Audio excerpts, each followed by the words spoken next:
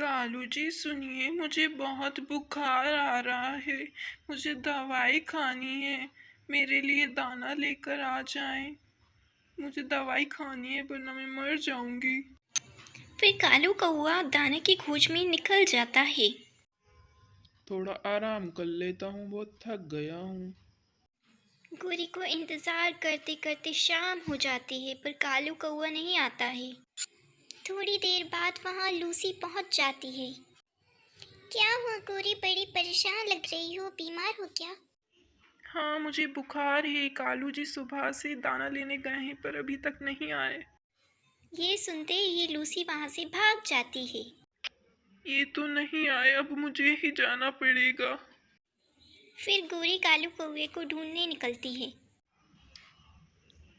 सुनो रानू चिड़िया, मुझे थोड़ा सा अनाज दे दो। मैं बहुत बीमार हूँ। मेरे पास तो कोई अनाज नहीं है। मेरे पास भी अनाज खत्म हो गया है। कालू तो बहुत आलसी है, वो सुबह का निकला है।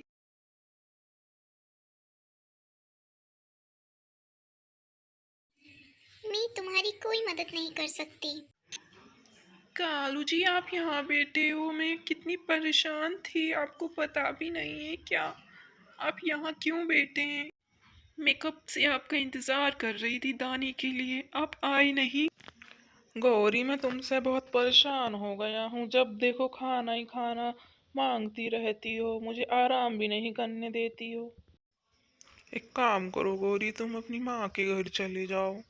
मैं तुम्हें नहीं रख सकता अब, हमेशा तुम बीमार ही रहती हो। कालू की बात सुनकर गोरी सोच में पड़ जाती है। रुक आलसी कालू, तुझे अभी बताती हूँ। अरे गौरी मुझे मत मारो, मैं मजाक कर रहा था। गौरी मत मारो मुझे। अरे गौरी रुक जाओ गौरी।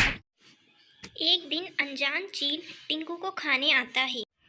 सुनो बच्चे, मेरे साथ चलो। नहीं, मैं आपके साथ नहीं जाऊंगा। मम्मा।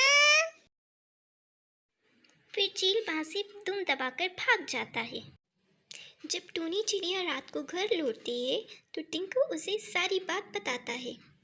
मम्मा, आज एक अजीब चील अंकल आए थे और मुझे बोल रहे थे कि मेरे साथ चलो, लेकिन मैंने उसे पता नहीं लगने दिया कि आप घर नहीं हो। बेटा, तुमने ठीक किया। तुम्हें कुछ हो जाता तो मैं क्या करती? अपना ख्याल रखना, ठीक है? आगे से ध्यान रखना। तुम्हारे अलावा मेरा इस दुनिया में कोई भी नहीं है। अम्मा, आप रोए नहीं। मैं आपकी बात समझता हूँ। मैं आगे से ध्यान रखूंगा। टिंकू की होशियारी देख टूनी चिड़िया को मोनू चिड़ा की याद आ जाती है। पूरी रात टूनी चिड़िया सोच में गुम रहती है। सुबह होते ही मैं सारे पक्षियों को ये बात बता दूंगी ताकि वो अपने बच्चों का ध्यान रख सकें। सुबह होते ही टूनी चिड़िया तालाब के पास चली जाती है, जहाँ सारे पक्षी पानी पी रहे होते हैं। सुनो पक्षी बहनों और भाइयों, कल रात को मेरे घर एक चील आया था और वो टिंकू को ले जाना चाहता था।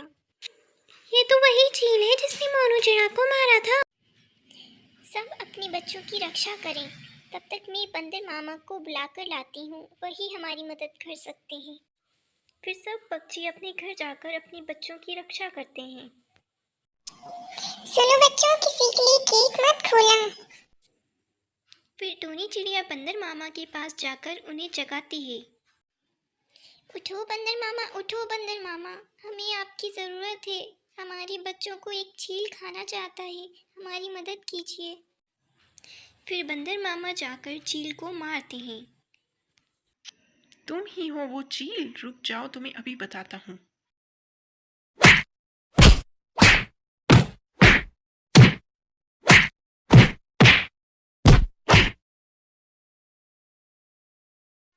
एक दिन रामू खेत से वापस अपने घर लौट रहा था। वहीं रास्ते में उसे कुएं से एक चुड़ैल निकलती हुई दिखती है और उसे चिड़िया बना देती है। अब आया मजा, चिड़िया रानी। ये मेरे साथ क्या हो गया? अब मैं घर कैसे जाऊंगा? क्या करूं मैं? डरो मत रामू, मैं तुम्हें अभी ठीक कर देती हूँ। परी जी, आपका बहुत बहुत धन्यवाद। आप बहुत अच्छी हैं। रामू अपने गांव आकर सभी को ये बात बताता है कि उसने एक परी को देखा। आप सब यकीन कीजिए, मैंने आज परी को देखा है अपनी आँखों से। रामू की बात पर कोई यकीन नहीं करता है। फिर वो आकर अपनी पत्नी को सब कुछ सच-सच बताता है। आ गए आप? अजी सुनती हो, आज एक चुड़ैल ने मुझे चिड़िया बना दिया था और फिर वहाँ पर एक परी आ गई, उसने मुझे वापस से इंसान बना दिया।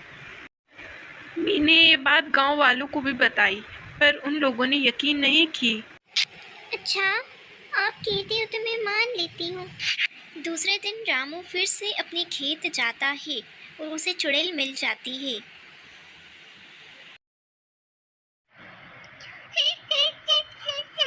तुम इंसान कैसे बने? मैंने तुम्हें चिड़िया बना दिया था। बोलो। तुम अब रामू का कुछ भी नहीं बिगाड़ पाओगी। अब तुम देखो मैं तुम्हारा क्या करती हूँ। अब रामू के साथ तुम हमेशा रहोगी, एक गाय बनकर।